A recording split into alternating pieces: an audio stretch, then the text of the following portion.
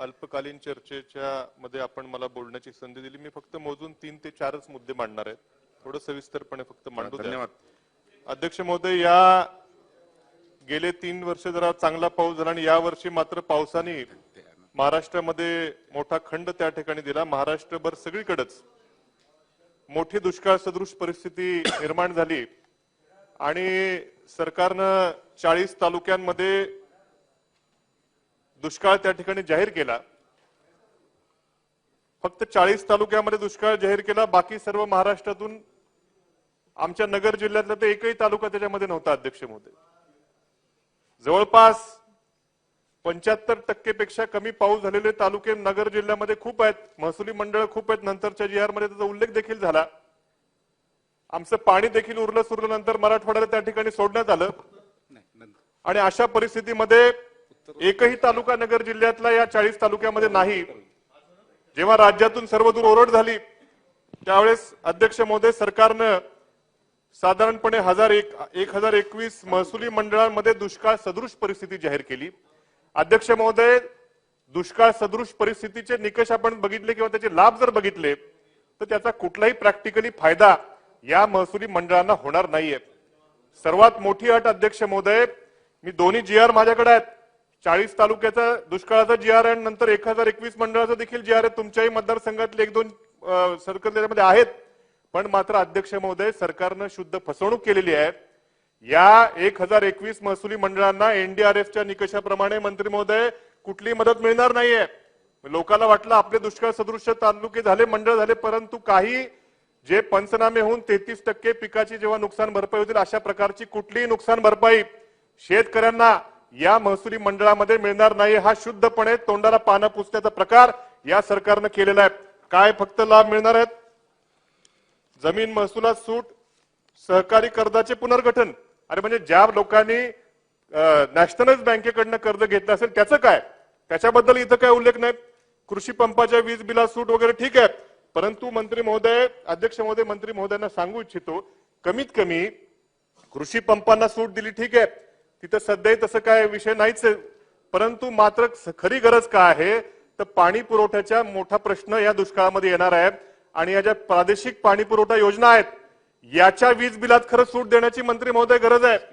याचे कनेक्शन बंद न करण्याची गरज आहे. पण सर्रास ते कनेक्शन महावितरणकडून बंद केले जातात. अक्षरशः माझ्याकडे मिरी तिसगाव पाण्याची योजना आहे, कित्येकदा सारखं कनेक्शन बंद होतं. या दुष्काळी परिस्थितीमध्ये कमीत कमी मंत्री महोदयांनी हा ठोस निर्णय घ्यावा की नाही तुम्ही देऊ शकत ते तर द्याच आमची मागणी की NDRF प्रमाणे द्या या महसुली मंडळांना पण मात्र ह्या वीज पाणी पुरवठा योजनांचं वीज बिल खंडित करू नये. मंत्री महोदय, खरं पूर्वी इकडे असताना मंत्री महोदयांचा आवाज, मदत पुनर्वसन मंत्री महोदयांचा आवाज या विधान भवनात घुमलेला आम्ही बघितलाय. त्यामुळे हा कणखोर निर्णय मंत्री महोदय घेतील. या पाणी पुरवठा योजनांच्या वीज बिलाचं त्या ठिकाणी सूट मंत्री महोदय देतील अशी अपेक्षा, कमीत कमी एवढी तरी अपेक्षा आम्ही त्या ठिकाणी मंत्री महोदय आपल्याकडनं करतोय. अध्यक्ष महोदय, दुसरा मुद्दा पीक विम्याचा आहे.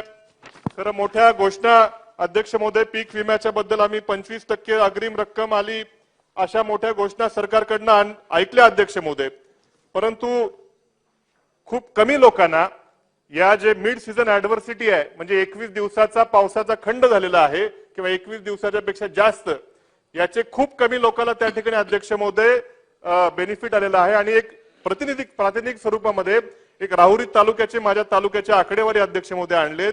फक्त सोयाबीन साधारणपणे 3474 लोकांनी सोयाबीनचा पीक विमा भरला होता. त्यांना त्या ठिकाणी 25% अग्रिम रक्कम मिळाली. ती देखील कशी कमी मिळाली ते मी सांगेलच. परंतु कांद्याचे 1205 लोकांनी भरले होते. एकाही शेतकऱ्याला अध्यक्ष महोदय काही मिळालेलं नाहीये.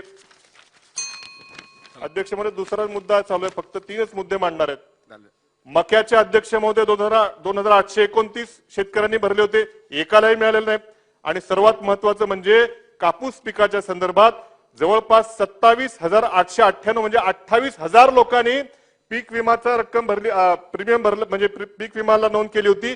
एकाही शेतकऱ्याला अध्यक्ष महोदय 1 रुपया मिळालेला नाहीये.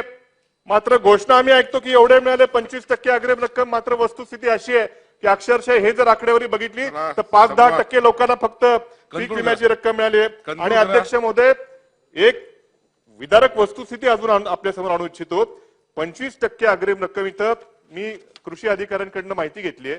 70% नुकसान झालं अशा पद्धतीने गृहीत धरून त्यांनी रिपोर्ट दिलेला आहे. 70% नुकसान, आणि 70% नुकसान जर झालं असेल, उत्पन्नामध्ये घट झाली असेल 70%ची, तर जवळपास 10,000 रुपये हे 25%नी त्या ठिकाणी यायला पाहिजे होते. पण प्रत्यक्षात आकडेवारी ही 7,000 देखील च्या आसपास आहे. म्हणजे 3,000 रुपये गेले कुठं अध्यक्ष महोदय? जर का पीक विमा कंपन्यांनी 70% उत्पन्नामध्ये घट आहे अशा पद्धतीचा जर पंचनामा झाला असेल, तर त्या पद्धतीने अग्रिम रक्कम का आली नाही, हा मंत्री महोदय माझा सवाल आहे.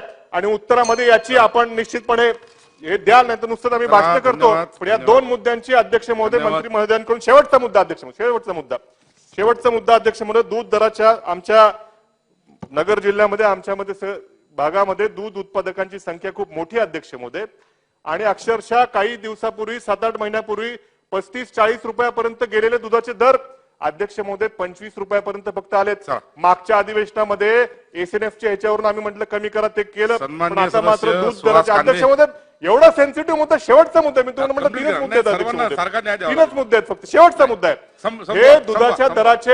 या राज्य आमच्या महाविकास आघाडी सरकारच्या काळात देखील अध्यक्ष महोदय सरकारनं दूध खरेदी केली होती, दूध दर नियंत्रित ठेवायचा प्रयत्न केला होता. केंद्र सरकारने काहीतरी आयात निर्यात धोरणामध्ये, कांदेसाहेब दुधाचा प्रश्न आहे, थोडं एकच मिनिट, आणि यामध्ये सरकारनं काहीतरी आयात निर्यात दुधाच्या पावडरच्या धोरणामध्ये बदल करावा, आणि ग्राहकांना कुठल्या याच्यामध्ये दूध भाव कमी झालेले नाहीत. शहरामध्ये राहणाऱ्या ग्राहकांचे भाव तेच आहेत, मात्र शेतकऱ्यांचे भाव मात्र पडलेले आहेत. आणि म्हणून अध्यक्ष महोदय सरकारने याच्यामध्ये दखल घ्यावी.